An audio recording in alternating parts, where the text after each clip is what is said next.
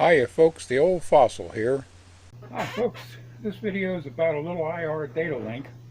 I have a greenhouse about 30 feet outside that window with no plumbing, no electricity, but I want to put a little data terminal in. I want to measure inside-outside temperatures and the humidity and the moisture content of the soil, things like that. And rather than run wires out there, I thought a little IR data link would be the answer.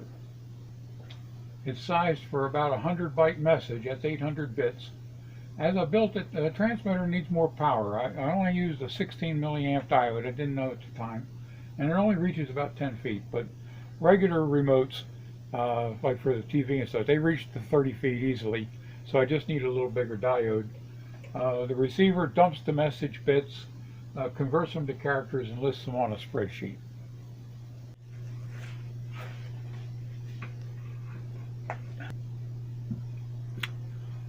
So what I had in mind was this spreadsheet here with the driver serial command to make the little Arduino dump.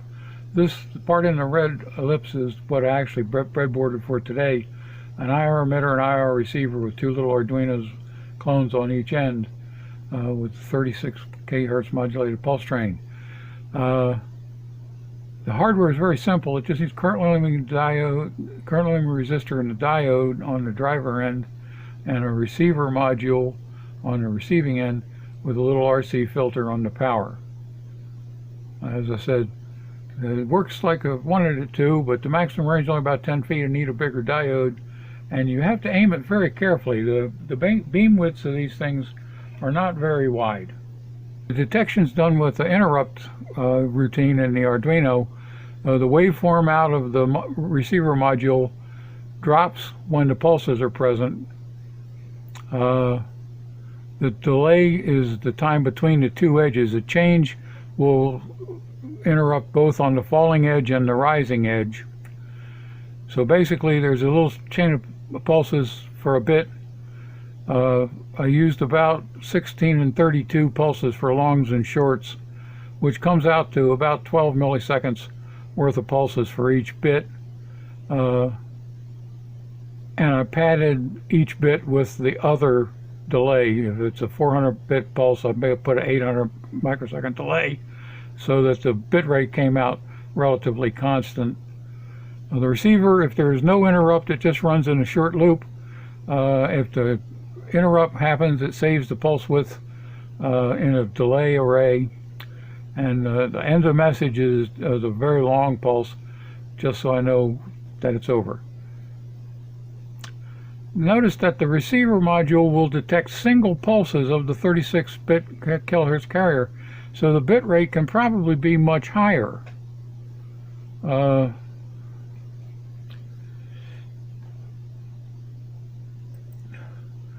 Here's the spreadsheet dump of the delays. The microseconds for the 800 bits go down this column. This is what the receiver decodes them as: a single row of 8 bits. These are pulse delays between the interrupts, which decodes to a decimal number of 65, which is ASCII A, and the little message just consists of 100 ASCII characters in a row, demodulated correctly. This is what the pulse width modulated message looks like. These are the delays, shorts and longs, and out here on the end you can just see it is the end of message pulse, which is very high. So here's an expanded view of just the message part. Now notice that there's a little variation on the actual delays. Both sides look small. I'm not quite sure. Didn't measure it exactly. Looks to be on the order of 20-30 microseconds. So that would probably set the maximum bit rate that you could send. You would not want the separation between the short and the long bits to get down so that it's messing with this jitter on the bit rate, on the bit delay. So, but it looks like it could go at least 4 or 5 times faster, maybe 10. Here's the transmitter code,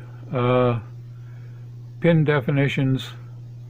Here's the array for saving the 100 characters in the message. The timing parameters in the pulses. 16 pulses of 36K take about 400 microseconds. 32 pulses of 36K take about 800 microseconds. and the delay pads for 0 is 800 since you sent 400, and the delay pad for 1s is, which for 400 is 800. That keeps the bit rate approximately constant. I just wanted to do that. The end of the pulse delay is long, and the times. Here's the setup.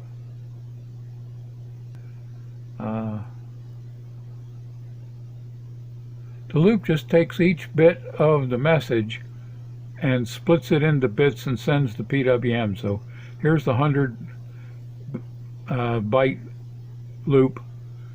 A character, if you want to see the character, it's character and the print. Now it takes 7 bits. Got to remember C++ numbers indexes from 0. Send MSB first, it's big endian.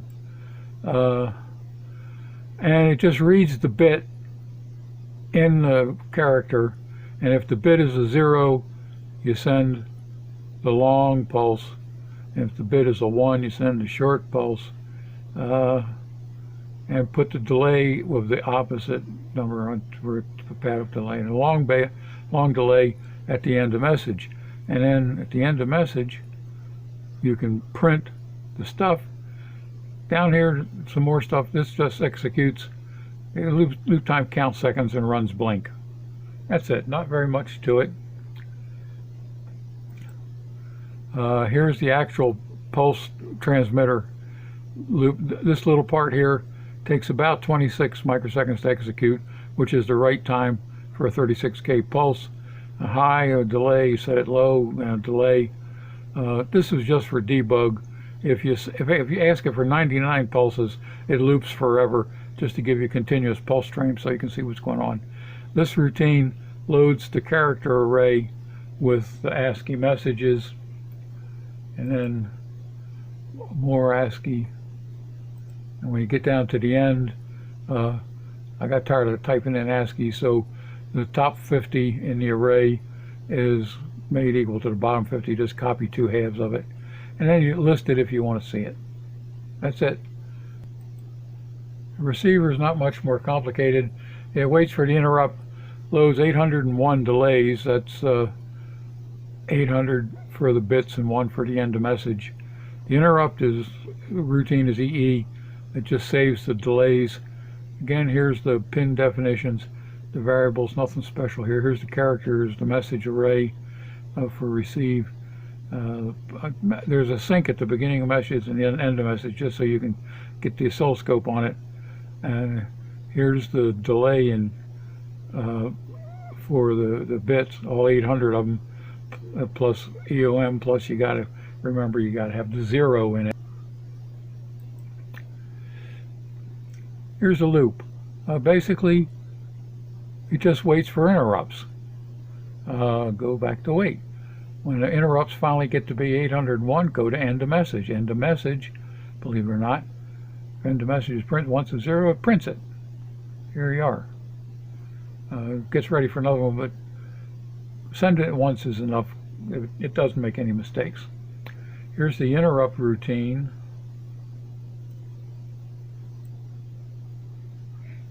The sensor module goes to 0 when the pulses are present and not. So you read the sense of the interrupt signal. If it's low, that means it's a 0. So you write the beginning message high.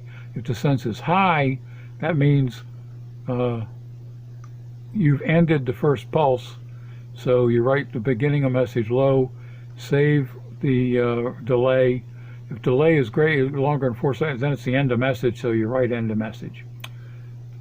When the message receive is complete, when you got all 801 bits, you detach the interrupts so that the code doesn't get fiddled with anymore, and basically dump the delays. Divided into rows of 8, which 8 bits is a character, and